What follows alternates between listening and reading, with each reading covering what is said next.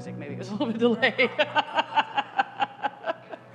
They asked me what, they sent me an email and said, we want to have some walk-on music. I said, well, my alto walk-on music is this AC/DC song. And I never heard anything back, so I was like, I don't know if they'll do it or not. Good afternoon, everybody. Let's see, we're switching over to the slides real quick. That would not be me. Come on, Andy, come on. Okay, great. Good afternoon, everybody. I'm really happy to be here today. I love coming to Nashville. I'm kind of a little bit disappointed that this is, once again, a quick trip for me. I can't seem to get the time to come in and actually enjoy Nashville like I'd like to, go out and see some of the great music and everything. But I am excited that at least I'll get to go experience some Tennessee barbecue tonight. I'll have to know whether or not it's going to be as good as South Carolina barbecue. I don't know if you've had South Carolina barbecue, but I don't know. We'll see. So I'm really proud to be representing ALTA today. For those of you who don't know me, I'm a real estate attorney from Columbia, South Carolina. I own a small law firm with 2 other partners. We handle residential and commercial transactions in North and South Carolina, primarily South Carolina, but we also do some North Carolina too. I have a 10-year-old son and an 8-year-old daughter. We live a little bit outside of Columbia in a little rural setting, which is now actually for sale. So if anybody's interested in buying a small horse farm in South Carolina, let me know. But we have ridiculous amounts of pets. We have 3 dogs and 3 cats. So I'd have more, but I'm kind of a sucker for those rescue animals. So everybody, all but one is a rescue. So I was fortunate enough to be elected to Alta's Board of Governors about 3 years ago, or I'm actually in my 4th term, just got installed in my 4th term as a board member. I'm currently serving a 2-year term as the chair of the Agents and Abstractors section of ALTA. And I feel like I bring the perspective of a small agent to Alta's board. Now, our current president, Dan Menino, for anybody who knows it, Dan is also a smaller agent, but many of the other agent representatives are from large companies. And their roles in those companies, even Dan will tell you, the role he has in his company is high level. So he doesn't really do boots on the ground work anymore. We were talking about that even just recently, and he said, "Yeah, I haven't done a closing in a long time." Well, what I do on a daily basis is sit at the closing table. I might, in South Carolina, lawyers have to conduct closings, so we're a little bit different from some of the other states, but I might be putting together a loan package or working up a CD for a closer if they're really in the weeds for that day. So I have a very much of a boots on the ground perspective that I bring to the board that I think is a little bit unique for most of the other board members of ALTA, because I don't think most of them aren't doing that kind of thing on a daily basis. So why do people come together as a trade association? Well, Henry Ford said it best. Coming together is a beginning. Keeping together is progress, and working together is success. And so that's really why we're here today and why we come together as state land title associations and as the National Trade Association. There are so many things going on in our industry, it's really hard to keep up. And I have to say that the pace seems to have really accelerated in the last maybe, say, 5 years. If you can feel that pace, how accelerated that pace has become. The presentation you just had, we didn't have those presentations really even 5 years ago. We didn't have those, and now it's such an integral part of what we do, and so much is changing. It changes so quickly. Our world is really experiencing a time of exponential growth and development, and innovation can help our industry. It provides better service to home buyers and sellers and better workplaces for our employees. Innovation also creates opportunities for disruption in business, which is something that ALTA has thought a lot about, and you probably think a lot about yourself. Those disruptors are great opportunities. They're scary. They're scary for a lot of us, but they also bring a lot of opportunity. ALTA is a forum to discover innovative ideas and trends in order to help our members ensure that their businesses are protected and that they have the best opportunity to succeed in the long term. Successful outcomes happen when people and organizations collaborate, and it's all about those relationships. Relationships are really crucial to our business, aren't they? I mean, I find that the time that we spend developing relationships, particularly with real estate agents, which are a huge referrer of business to me and probably to most of you, developing those relationships, spending time to do that is what really gets that business in the door. You know, you can go and throw something at the wall and see what sticks, and it's not very successful. A lot of it slides down and goes away. But if you spend that time to really work on those relationships, it helps develop the business. ALTA is also invested in developing business relationships with consumers, with the state land title associations. That's certainly, I've seen in my tenure on the board, an even greater investment, I think, in the relationship with the state land title association, so that members who aren't necessarily as active in ALTA can still feel a part of ALTA and a part of what they're doing in their state, and that it matters in both of their state and on a national basis. We're also invested in relationships with regulators. We've spent a lot of time developing relationships with the CFPB, spending Alta staff spends tons of time going and visiting with staff at the CFPB and developing those relationships so that we get actually called by the CFPB, ALTA does, for advice and questions, and that's the kind of thing that you want. You also see that on Capitol Hill, and I've seen that that grow exponentially in the last few years. You know, when the board was in Washington in January, and they had us on a whirlwind tour. We met with the CFPB, and I'll tell you a little bit more about that later. We also had several meetings with members of Congress, and I've been going to congressional meetings with ALTA for a number of years, but I was amazed with all these meetings that we had in January. In every single one of them, the member of Congress themselves said, we got to tell you, this guy Justin here is so great. And Justin Ailes is the lobbyist, one of the main lobbyists for ALTA, and they all spoke so highly of him, and he's so knowledgeable, and he's so wonderful, and the staff all seem to really know him well and interact. And that's such an important development that we've seen in ALTA because of the impact that ALTA can now have with members of Congress, and the importance that we have, the importance of that with things that have gone on from a national arena. So to help prepare for every year, ALTA develops its strategic priorities. And so how does this work? Well, the board gets together in late summer in Washington with all of the ALTA staff, and we spend about a day, sometimes a little bit more than a day, a day and a half or so, in a room together, and we talk about what's important. And so I bring what's important to me as a small agent in South Carolina. Underwriters bring a very different perspective to larger national underwriters. Big companies like Orange Coast Title, Bill Birding is also on ALTA's board of governors. He's got a very different perspective because his company is in all 50 states maybe, or 49, doing business in massive quantities. So we bring those perspectives of our business to talk about to the trade association what is important and what do we need to focus on in the year. And while it never gets nasty, sometimes it gets a little contentious because I may be speaking up really hard for something that I feel is important, and others may not feel as it's important. So we come together over the time and we decide what are the things that we need to focus on in the year. And out of that comes the strategic priorities that we develop. It's kind of it's actually a lot of fun. We have a lot of fun. I shouldn't say it is fun. It's exhausting. It's a great exercise, though. And I always come away with good ideas and information for my own business because people are doing things in their businesses that I don't know about, and so I always love to hear about that.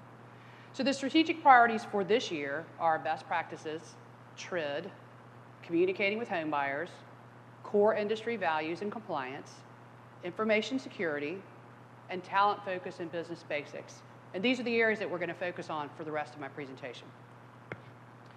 The first of ALTA's strategic priorities we'll discuss is TRID, or Know Before You Owe. For a while, we tried to get KEBYO as an acronym. It's better than TRID, but it didn't seem to catch on too much. So despite a new president and potential changes to Dodd-Frank and the CFPB, we have to continue to comply with TRID. And actually, I don't know how you feel about it. I think at this point, we're kind of okay, right? We're kind of okay.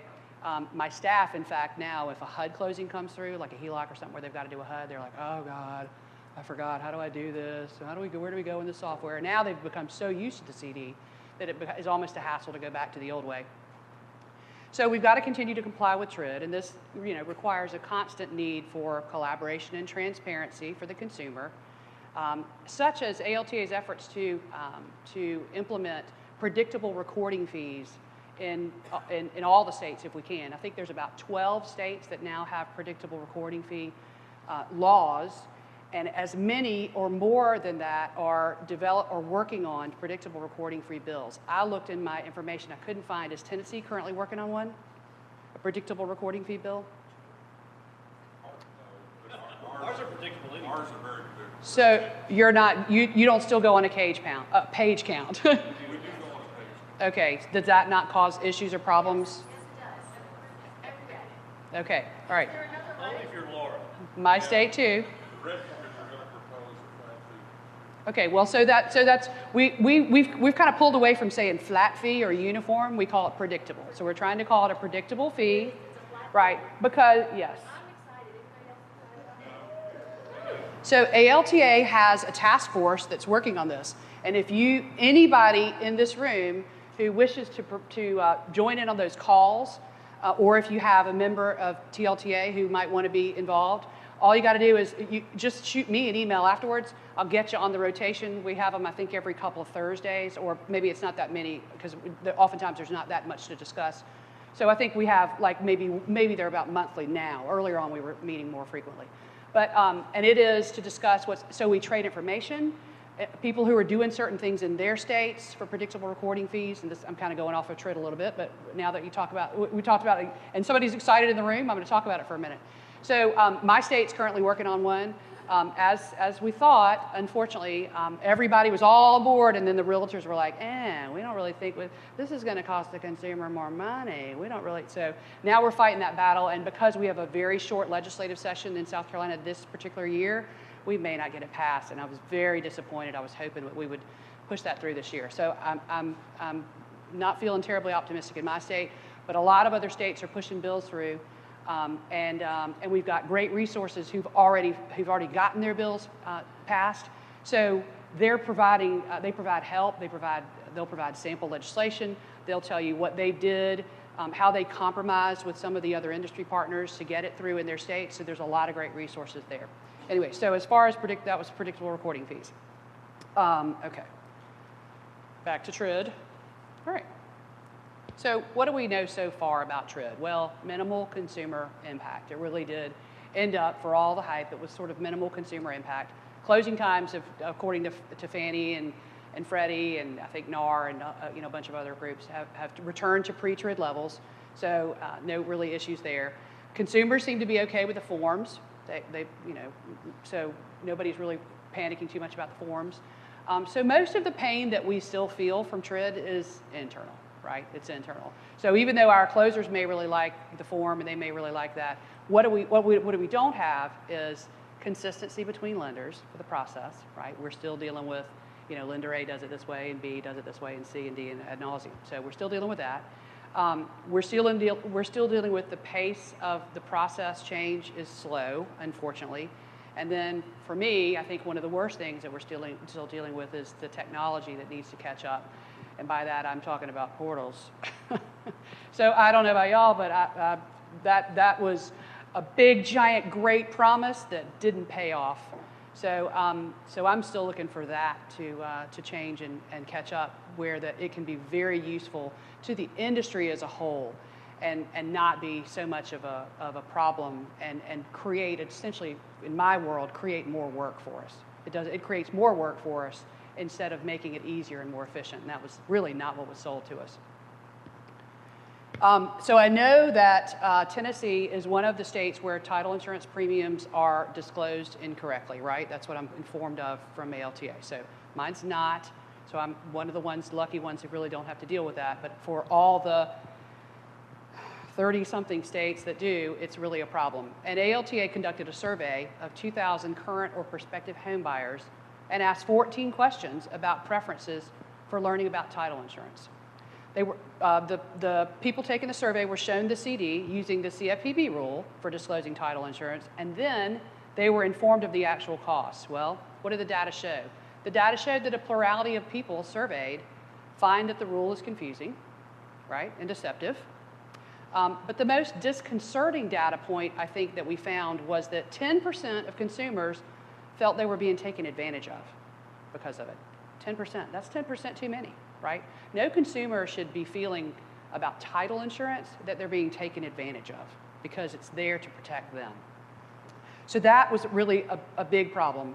The purpose of the CFPB is to protect consumers by ensuring markets are fair and transparent and competitive.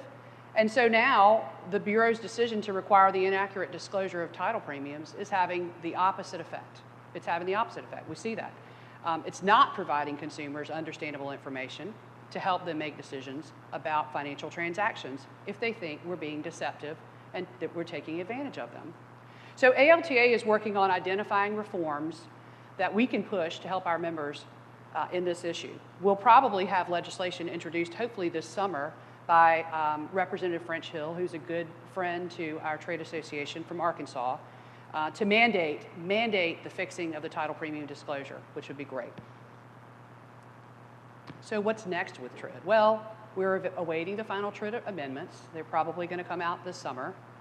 83% of TRID comments that were submitted to the amendments were from TAN members. I hope everybody in here is a TAN member. Who all in here is a TAN member, a Title Action Network? All right, so go on your computers right now or your phones or whatever. Well, wait till I'm finished, but after that, go to the break. TitleActionNetwork.com and sign up. It's super quick and easy. It's a grassroots effort. I'm selling a little bit right here. This is a little bit of a commercial.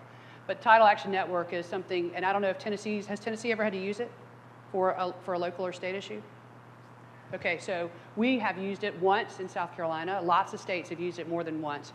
You just sign up. It's a grassroots thing where you get a notification. Hey, something's going on, and we now need you to contact your member of Congress or your state legislator to tell them that this is what we want.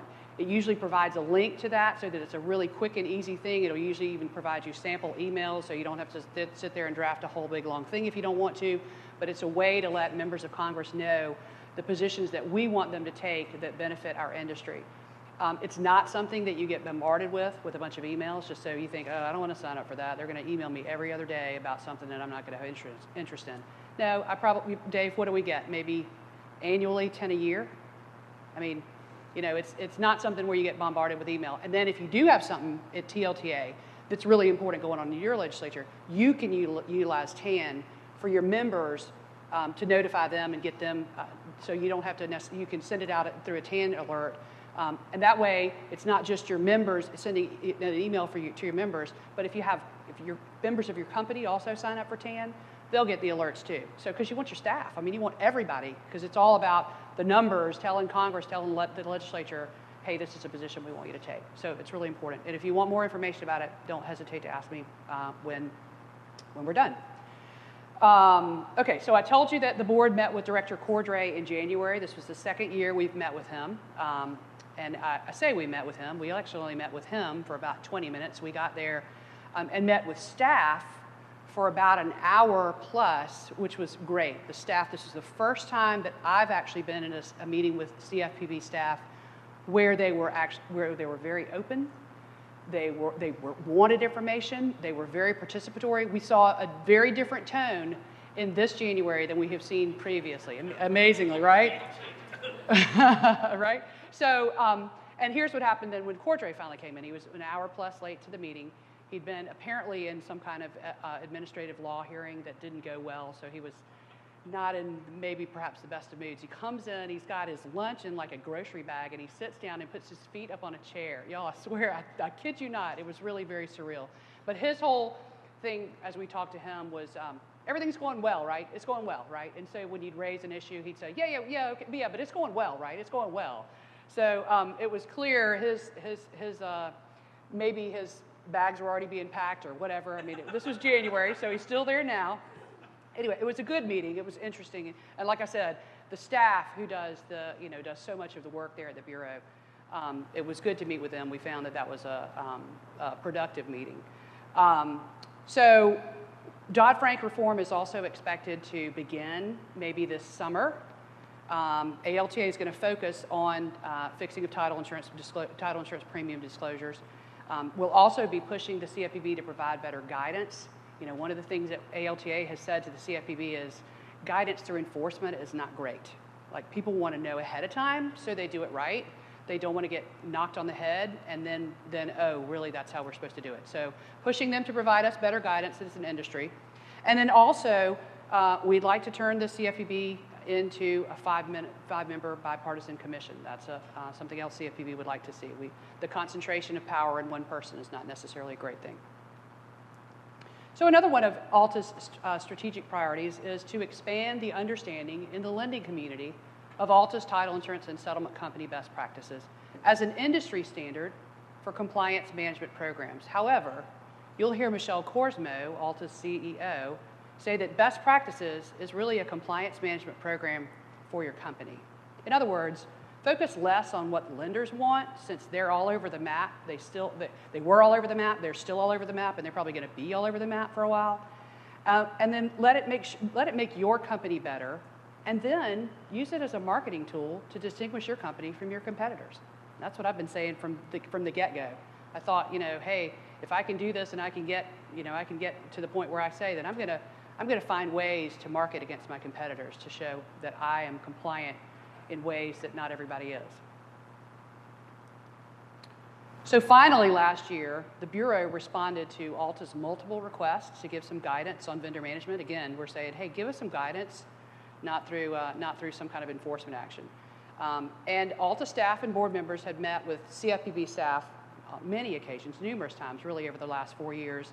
Alta had submitted several letters to the Bureau requesting guidance on it.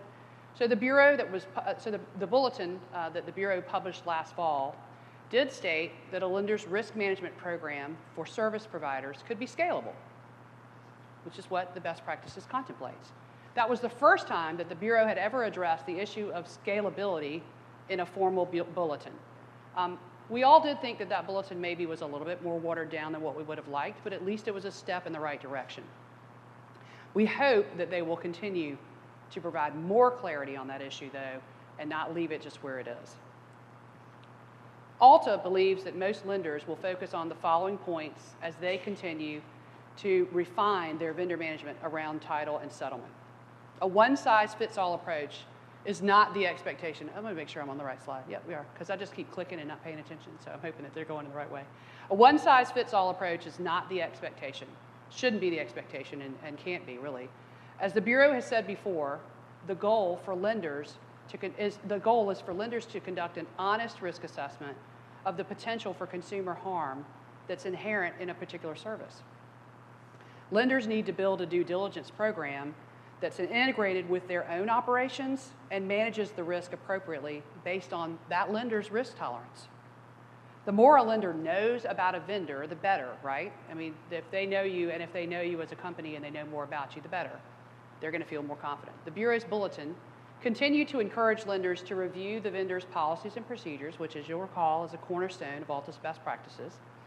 And more explicitly spelled out in that bulletin is the appropriateness of considering past performance in designing a lender's due diligence. Nobody expects perfection. No vendor management program can bring the risk of a mistake that impacts a consumer down to zero. There's no way that you can do that. Just like in the speaker that you had before that said, there's no way that you can take that risk away. All you can do is minimize it and do your best to mitigate. Good programs, however, control the risk and then set up a procedure for identifying mistakes as quickly as possible so that the consumer can be made whole if they need to be. Consumer choice is very important and remains very important and is a huge issue for ALTA. This is one of the areas of vendor management that is ripe for the most consumer harm when we take that consumer choice away, and most in need of flexibility. So as the Bureau has recognized in other markets, a lack of consumer choice can really misalign incentives. So there were some changes to Alta's best practices last year. I hope that you all noted them, but I'll go through them very briefly here. So Pillar 2 was modified for several reasons. First, the original requirement to block ACH and international wires proves troublesome for some of those companies because some companies have a legitimate business reason for using ACH and international wires. So we had that absolute in there, and many companies came to us and said, yeah, well, we can't comply with that, and we need it to work for us. So we thought about that a good bit and said, yeah, that makes a lot of sense. Additionally, many banks reported that they didn't offer ACH or international wire blocks, but rather they offered controls to make sure that they weren't abused or to help unauthorized, help prevent unauthorized transactions. So that's why we changed it to permit that you can do that as long as you've got controls in place. With regard to Pillar 3, we heard confusion that some believed that the best practices required the disposal of records immediately after settlement. Therefore, Pillar 3 was clarified to make it clear that companies can securely retain records containing MPI if there's a need to preserve them to meet legal or regulatory or business requirements. I know in my state, lawyers have to keep their records for at least 7 years. And as real estate attorneys, we want to keep them forever, right? Because you just never know when it might come in handy to get back into those records. Not necessarily the loan documents, but the records in general. So many states had requirements, and that's what we heard, that states have requirements for retention of records, and then there are other regulatory requirements. Some insurance commissions do, state insurance commissions. So that's why we made the changes to Pillar 3. Pillar 4 was modified to accommodate the use of third-party signing professionals in those markets that use mobile notaries. So are mobile notaries used in Tennessee? Okay. So if you do use mobile notaries, I would just recommend that you take a look at the revisions there to Pillar 4. They do require some levels of due diligence in order to do this, but they've developed that in Pillar 4 so that you can use third-party signing professionals, because before it really didn't contemplate that. And that was problematic for a lot of people. We can't use them in our state. But okay, so finally, the deadlines for remittance and policy reporting were revised in Pillar 5. Lots and lots and lots of communication and conversation about this revision, but we finally came to a compromise and made this revision to remittances. So if you, again, if you aren't aware of those, do take a look at alta.org /best practices to get those updates and revisions. Alta has developed multiple tools to help assess compliance, and hopefully you've all seen the maturity model that was released last summer as yet another tool to help companies track their progress in implementing best practices. I think, for those of you who haven't seen it, I think it's an easier tool to use, I think, and maybe it's just the way my brain thinks, but it allows you, it's along a scale, so it's not a yes or no, it's not a black or white, because oftentimes when you're working on best practices, you're sort of in a progress, so you've maybe done part of it and you haven't quite finished it, and so if you just say no, then it looks as though, if you're trying to have a dashboard, it looks as though we haven't started this or we don't know what we're doing. So this model, the maturity model, gives you a snapshot that's easier from a management perspective, I think, to view where you are on that progression of implementation. So take a look at it. For more information on that maturity model, do visit Alta's website, alta.org, for that information. Whoops, slipped over. Okay, so here we are. I was going to sing, but Andy will tell you I need more wine in order to sing. Sorry. I love this iconic album cover from The Who. Who Are You? This is such a great one, and it kind of leads me into Alta's registry. Isn't that a great little segue? The Alta registry, what is the Alta registry? Well, the Alta registry is just like a phone book. It's like a phone book, and I think there's been a lot of consternation perhaps around people not understanding exactly what it is. The registry is just like a phone book that's assigned you a number that tells who you are. That's what it is. It was developed in response to lenders' needs for a reliable resource to determine who an agent is and where they're located without having to go to multiple underwriter databases to confirm. Everybody in here has an Alta ID, even if you're not a member of Alta, even if you just pay a license for a forms license, you still have an Alta ID. So every single one of you has an Alta ID. You should, in fact, I recommend that you do it soon if you haven't already, log in to alta.org and check your record. And if you don't know what your login is, just call Alta. They'll tell you what your login is. They'll reset your password for you if they need to do that, and you can get in and check your record. You want to do that actually as soon as possible because once we go live with the registry, it will take multiple steps for you to make changes.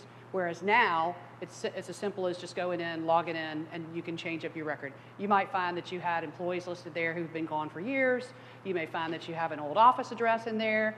Oh my gosh, we moved 5 years ago. I never thought to update this record in here. You may have opened new offices and you've never put them in there. So take the time now to do it, or assign somebody in your staff to go through and put all of that information in there. Also learn what your universal ID is, because lenders are going to start to ask for it. I've already had several lenders ask me for it. Anybody here had a lender ask for your Alta ID?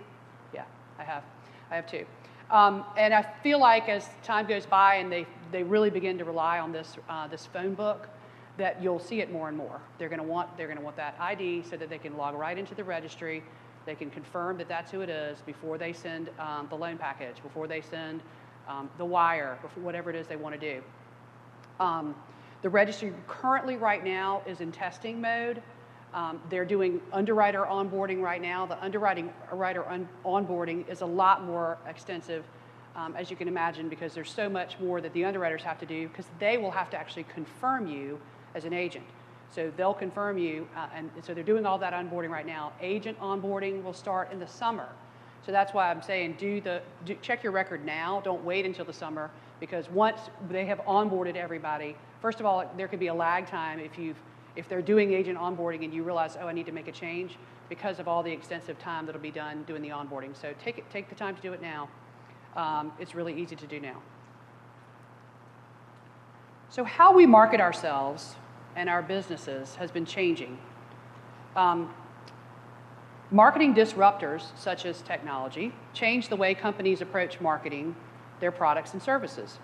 And one area, however, where we should have no concern, regulatory concern, is marketing directly to consumers. While traditionally that's not been the way that we've marketed ourselves, now, due to the word optional next to the owner's title insurance policy on the closing disclosure, we have a great opportunity to educate consumers. So to help members reach consumers, Alta has developed a member-exclusive consumer education program to assist in bringing home buyers information about the benefits of title insurance. And it's really a very cool program. So this brings me to Alta's Home Buyer Outreach Program. I am really excited about it. I do sit on the committee to do this, and so I haven't been there from the ground up. I kind of joined afterwards, but I'm very excited about it. So Alta conducted 10 focus groups in 2014 of recent home buyers, real estate agents, and lenders in New York, Florida, Texas, Nebraska, and California. And I know you're saying, okay, well, they got New York and Florida and California in there. Like, can we just disregard all that? But that's where people are crazy anyway. But they did have Nebraska, so you're like, okay, well, they had some, some normal people in there. This is the kind of stuff we got. So here are some of the eye-catching comments that came out of the focus groups. And you'll see them on the screen there. But the one that just gives me like this is how long, so the answer was, how long does it take to do a title search? I don't know. I don't think it's a day. I think it's like 2 hours, maybe an hour. It's all computerized.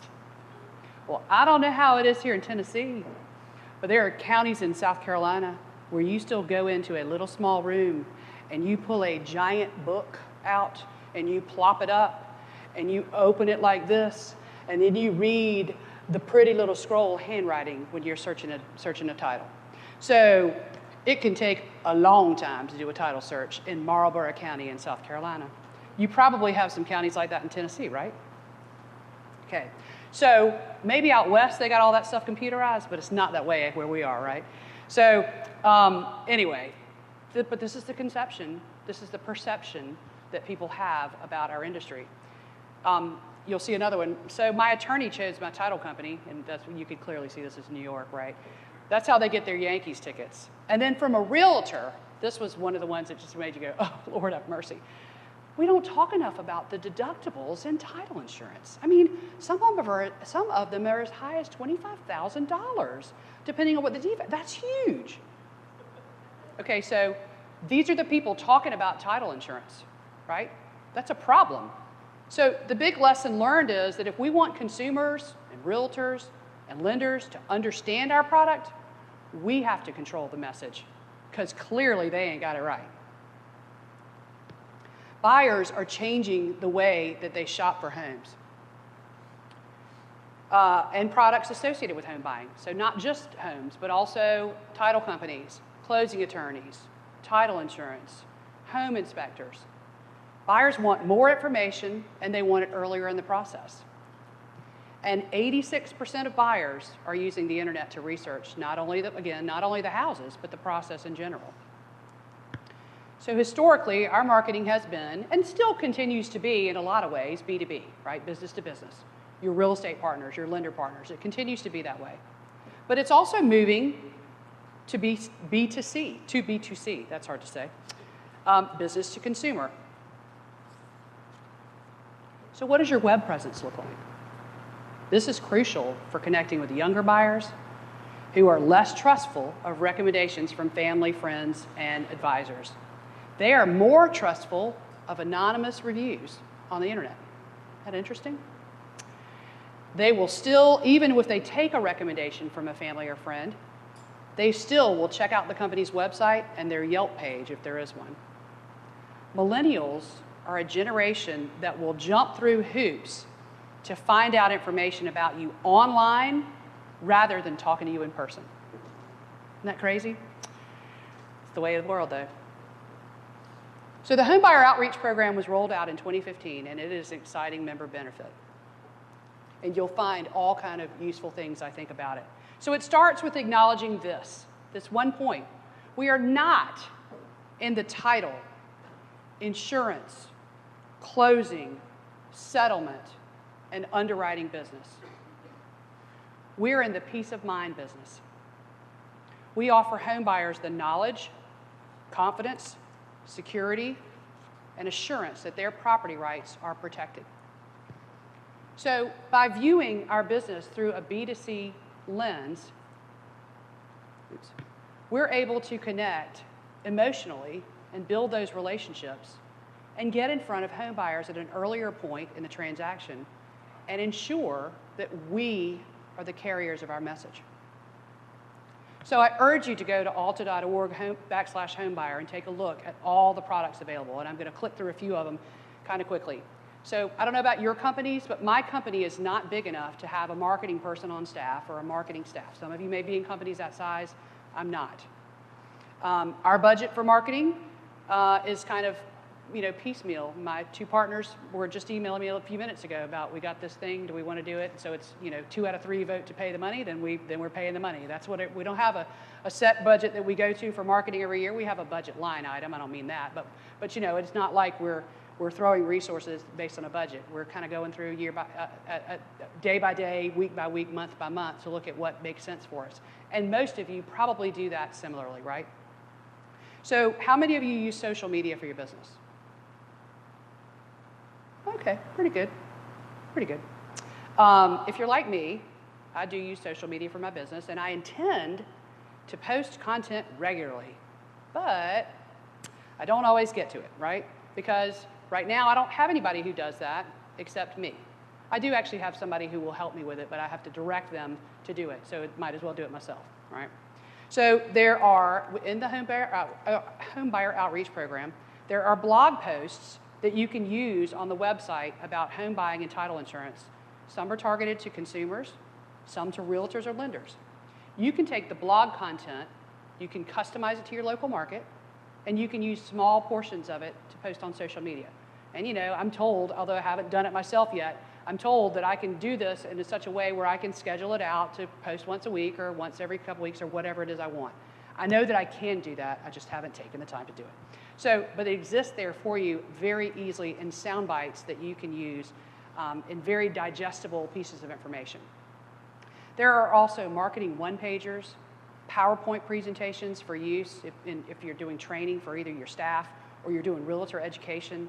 I was at a hot meeting recently, and I'm good friends with a realtor, and I texted him and said, would you be interested in this and he said, God, yeah, that'd be great. I said, I've got to take the time, and all the stuff is here already in the program. So when I say I've got to take the time, I've just got to take the time to set it up and pull the stuff off and print it out and get, it's not like I've got to go develop all the content. It's all there for me already. There are rack cards. We put rack cards out in our lobby, and I think we've already gone through the first set because realtors and buyers pick them up and take them. It's just little quickie rack cards that give information about title insurance. There are other templates, and all of them are customizable with your logo. So it doesn't come out with ALTA's logo. Yes? I'll pay you later. What realtors should know about title insurance. We've printed that one off and attached it to realtors' checks. It's just one page. It's a great idea. That's a great idea. It's a great idea, right? I mean, I'm telling you, if you go and poke around, you'll find uses for so much of this content. That's a great thing to do. I will. Checks in the mail. But you can put your logo on it. So you can customize it. The only thing we tell you about too much customization is you don't want to necessarily change the content. They've done a very careful job of making sure that the content is compliant, regulatory compliant. So you'd want to be careful about changing too much of the content. But you can put your logo on it, your information, your contact information, all of those things on there, so that it looks like you spent the money to develop that product to put out there. My company was exhibiting at a lender client meeting recently, actually last fall, and we ordered the one-pager on 7 things every buyer needs to know about title insurance, and we took that to the lender, and they loved it, because they all said, buyers ask us, they ask us in the beginning, we really don't know, so they loved it. So it was a great thing to give out to lenders. It was a quick and easy reference for them when customers asked questions about title insurance. So we also just ordered I was telling you we had the rack cards. We ordered the FAQs for home buyers about title insurance rack cards and put those in. And most of the time, realtors are the one picking them up, but it's because they want to know what the answers would be if the home buyers are asking them. And again, all of it has my company's contact information and logo. So there are also media ads that can be used for print or electronic advertising, and here are a couple of examples. So I'm going to click through them kind of not too quickly, just so you can kind of see them. This is the force field ad, and I know there's a company in Wisconsin that actually changed this a little bit to put a building in there, and changed a little bit of the wording to make it and used it in their commercial. So used it for commercial promotion for commercial clients. This one is wherever you call home. Funny story about this one. When it was first submitted to the board to look at, we were looking at all the ads that were. Almost all of the board members said, "Really hate this one," and they said this one tests so well with millennials. The millennials love this ad. I don't know what it was, the whole Andy Warhol look to it or whatever, just did not appeal to me at all. But it's a very appealing ad for millennials, apparently. I think I'm just a couple of years behind that, so I must have missed out on it. Then this one I think is great. So, just your life changes over time, but your protection never will.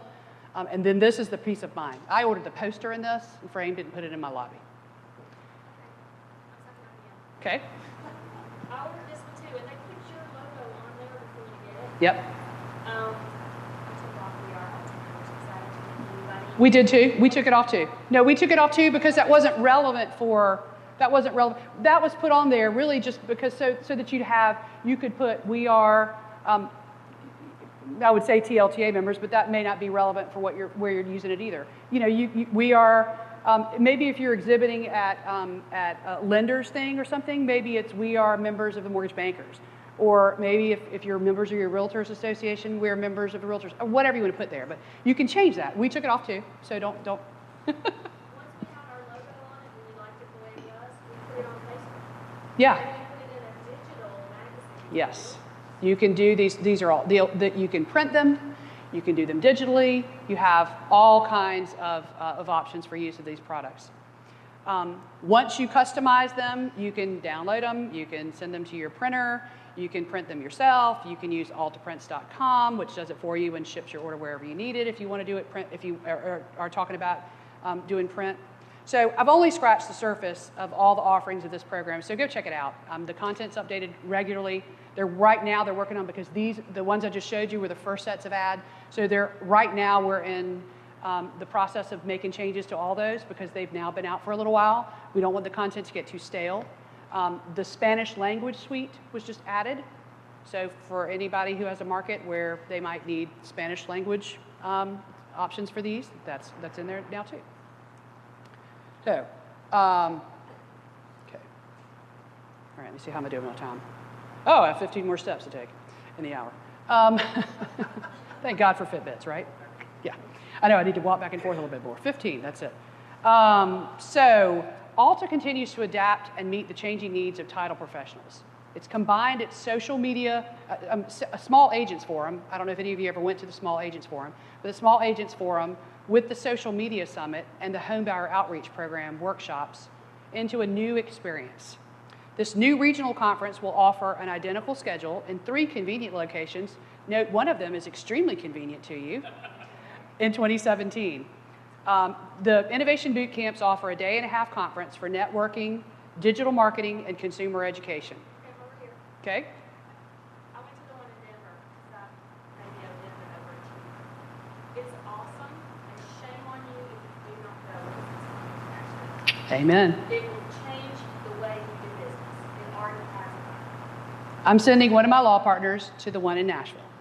So he's coming here. He's all excited. He loves to come. He loves when I actually let him travel a little bit. So he's excited. He's coming here from Nashville. I would come, except that he's really sort of our marketing guy. That's his role in our firm. And after I read what it was going to be about, I said, it makes more sense for him to go. So, okay, I'll let him go. So anyway, he's coming here to one in Nashville. The one in Nashville is here in June. So hopefully many of you, if not everyone, will join us there. Promoting a culture of compliance within the industry is paramount. Regulators have sent signals they see as violations. To help members integrate a culture of compliance into operations, ALTA is currently working on creating a program for members that reflects the strength of the title and settlement industry through strong professional values. The tenets of the program will center on understanding, I wonder if I have another slide on this thing. Okay. Understanding and complying with the laws and regulations governing the industry, educating and communicating with home buyers about the benefits of products and services, and encouraging strong, ethical corporate cultures. So why do we talk about values? Well, this is a great quote from Roy Disney that says, "It's not hard to make decisions when you know what your values are." I'll tell you, I'm on the committee that's working on this particular issue. I know it sounds like, am I on every committee? I'm not really. There are a lot of committees in Alta, but I am doing a lot of them. As the chair of the agent section, I kind of have to be on a lot of them. But this is a tough one. This is a really, really tough one because we're trying to come up with the values for the industry as a whole. They're not necessarily going to be your company's values. Hopefully they will be your company's values, but you may also have other values for the industry as a whole, but also that translate into a message that's easily digestible and we can use. So it's not just so much it's not about marketing, except that it is a little bit. So this is very meaty. I think when we first got into it, we figured we'd be done by now. We started, kind of last year, and we figured we'd be done. And we have not yet finalized everything. We sent everything to the company that does marketing for Alta for them to come back with the sort of the bites. And then when they sent it back to us, we really sort of, not to be too much of a pun, but we really chewed it up and spit it out and sent it back and said redo. So this is tough. This is really tough. We hope that we will roll out this program this year, hopefully at Alta 1 in the fall. But it's very interesting. So you've got to know the difference between your values and your brand. You need to make sure that your employees know how to make the right decisions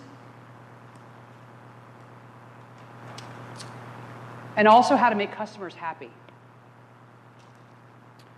So these are just a few other things that we've got. Values allow us to play offense. They're good. Now, we were going to do Name That Company. Oh, here we go. Yeah, they did put them in. Okay, so the slides they gave me, the print slides they gave me, didn't include this stuff in it. So I was like, we're not going to play Name That Company. And actually, we may not have time. Am I at 1 hour? I'm at 1 hour. Okay, all right, so we'll skip this. Well, I'll do one of them. Okay, so who am I? These are their values. Anybody? Leadership, the courage to shape a better future. Collaboration, leverage collective genius. Integrity, be real. Accountability, if it's to be, it's up to me. Passion, committed in heart and mind. Diversity, as inclusive as our brands. Quality, what we do well. Anybody guess? Okay. It's a good one, right? Okay, so we'll skip these through because I really don't have that much time left. And we do still have, I'm not going to spend much time on information security because you just had that, right? So it is another strategic priority of ALTA to keep our members educated on, the current threats, what's going on. There's a whole committee. I do not sit on that committee because I'm not IT at all. So Andy, are you on it? Andy's on it? Okay, good, great. So he can tell you more about it if you want to know what that committee's doing, but there's a committee working on that. They're trying to, and they're IT people from big companies and small companies to try to work through how do we communicate those, how do we keep people up to date, how do we give people the tools that they need to keep themselves protected. I do have to show this slide because this is one of my favorites. You love this. So in this corner, we have firewalls, encryption, antivirus. In this corner, we have Dave, right? Dave. So 95% of information security incidents involve human error. They involve Dave. So that's why it's really so crucial. And I know the guy before me talked a lot about that. It's so crucial to train your staff and make sure that they're aware, keep them up to date. I have a staff meeting every Monday, and we try to at least touch on something, either something we've heard about or something new, just to keep that top of mind to our employees about don't click on those links and don't accept those wire instructions, and just so that it keeps everybody fresh as far as that issue. All right, so I'll just really click through these. We don't need to go through. You've got a lot of those at the last group. So the last one is industry talent, and business basics. So that's the last one we'll discuss today. It's important for our industry to increase the skills of the current workforce and enhance the knowledge about the business of title and settlement for ALTA members. We should be promoting this great profession to prospective employees to attract talent and build future leaders for our members in ALTA. So what do any of you do in the room to attract the next generation to your company? Yeah.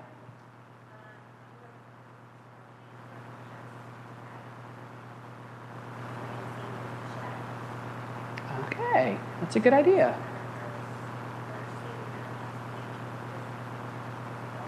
That's great. Right? So did you have a great response to it? Are you, well, how often will you do it?